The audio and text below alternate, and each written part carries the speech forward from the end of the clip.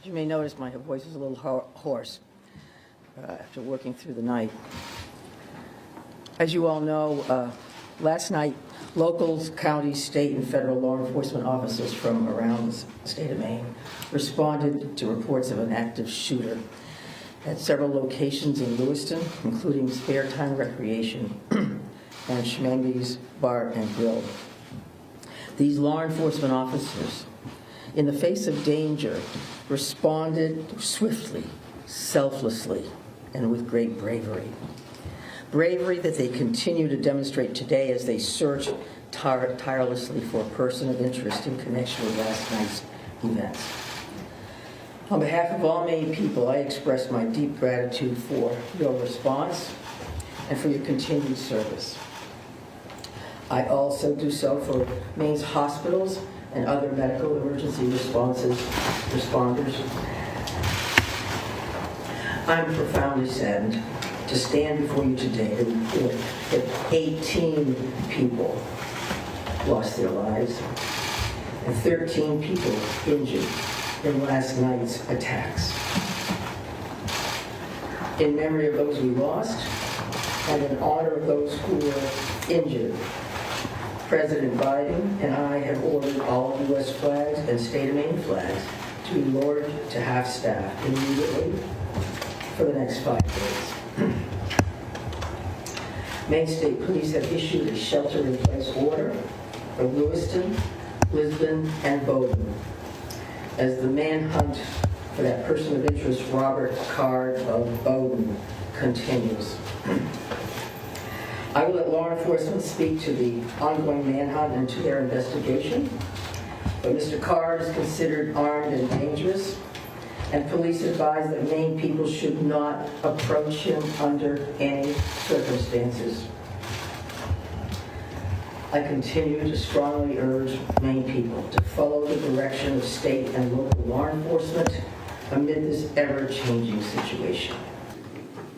We cannot, and we will not rest in this endeavor. My administration is coordinating closely with local, regional, and federal officials to respond to this shooting. I have spoken twice with President Biden.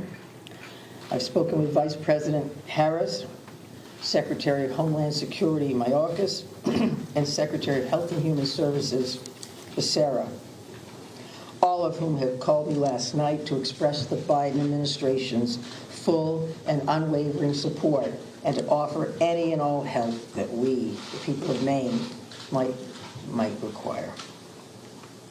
The governors of our neighboring New England states and of other states have contacted me to offer aid, and I am sincerely grateful for their friendship and support. We've been in touch with every member of the Maine congressional delegation, all of whom have offered their full support, for which I am also grateful. I also spoke with Mayor Carl Chalene and Auburn Mayor, Jason Levesque last night to reiterate that we are standing by them and that we are ready to provide any help people in these communities need and to deploy all available state resources, including grief counselors and other mental health services. We need to help our communities heal. If you or a person you love needs someone to talk to during this difficult time, please call or text 988 for free and confidential counseling. 988. Look, Lewiston is a special place. It's a close-knit community with a long history of hard work, of persistence, of faith, of opening its big heart to people everywhere. Lewiston is where I worked for years. It's where I met and married my husband and where our girls went to school. I love this place just as I love our whole state with my entire heart. I'm so deeply saddened, as is every one of the 1.3 million people of this beautiful state. This city did not deserve this terrible assault on its citizens on its peace of mind, on its sense of security.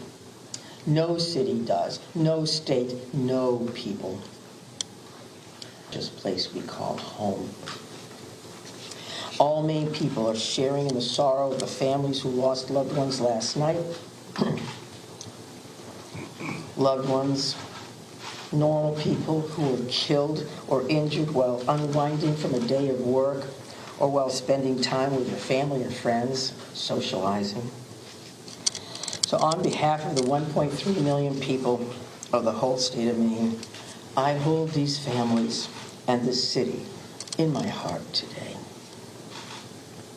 I know that the people of Lewiston are enduring immeasurable pain. I wish I could take that pain off your hearts, off your shoulders, but I promise you this, we will all help you carry that grief. I ask Maine people to join me in offering our comfort to the families and friends who have lost someone, and in offering our prayers for swift recovery for those who are healing in Maine's hospitals today. This is a dark day for Maine. I know it's hard for us to think about healing when our hearts are broken. But I want every person in Maine to know that we will heal together. We are strong. We are resilient.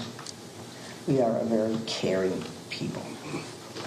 In the days and weeks ahead, we will need to lean on those qualities more than ever before.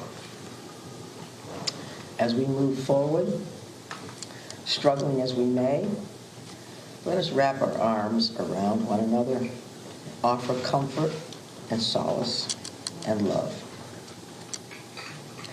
I know the Maine State Police will continue to release information to the public as we confirm it, and information about any steps that the public might take to support the people of Lewiston at this time.